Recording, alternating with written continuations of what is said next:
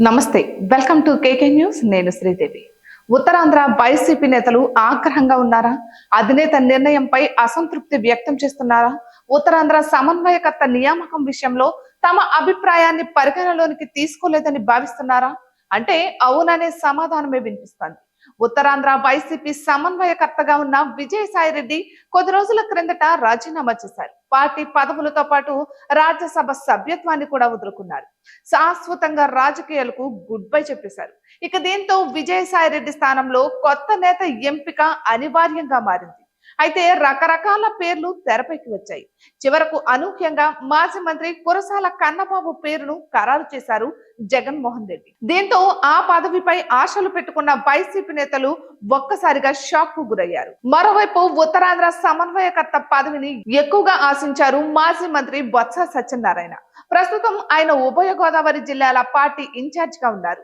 అయితే తనకు ఉత్తరాంధ్ర పదవి ఇవ్వాలని ఆయన కోరుతూ వచ్చారు విజయసాయి రెడ్డి రాజీనామా తర్వాత వేగంగా పావులు కదిపారు బొత్స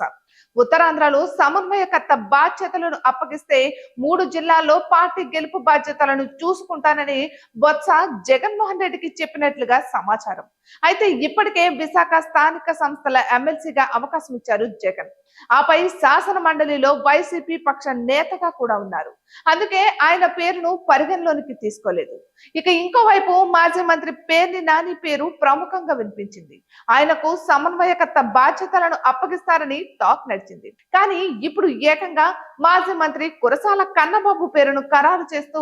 జగన్మోహన్ రెడ్డి తమ నిర్ణయాన్ని ప్రకటించారు అయితే 3 జిల్లాల్లో వైసీపీ నేతలు లేరా